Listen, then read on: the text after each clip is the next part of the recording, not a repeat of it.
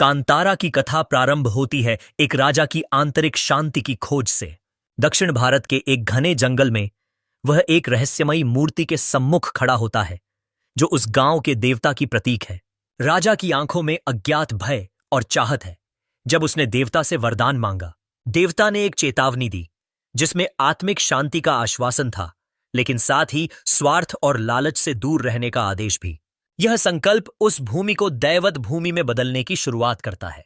समय बीतता है और सदियों के अंधकार में शिवा नाम का एक जोशीला युवा उभरता है। उसका जीवन जंगल और शिकार में बसा होता है, लेकिन सबसे बड़ा ख्वाब होता है उसकी आजादी। गांव की परंपराओं में हर साल होने वाला भूत कोला शिवा के दिल में जोश भर देता है। शिवा के पिता, जो दैवत नर्तक रहे हैं, एक रहस्यमय तरीके से गायब हो गए थे और उनका रहस्य उसी भूमि में दफन है। आधुनिक काल में जब सरकार गांव की भूमि पर दावा करती है, गांव वालों में अशांति फैल जाती है।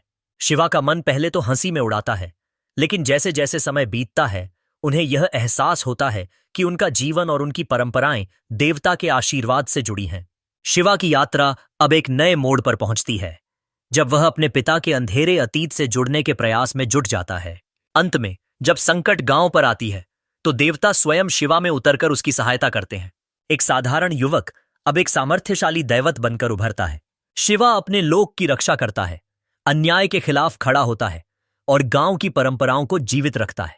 कथा का समापन दैवत के जंगल में लौटने के साथ होता है जहां से सब कुछ शुरू हुआ था, परंतु अब कहानी में जोड़ने वाले गुरु और शिष्य का एक नया संबंध स्थापित होता है।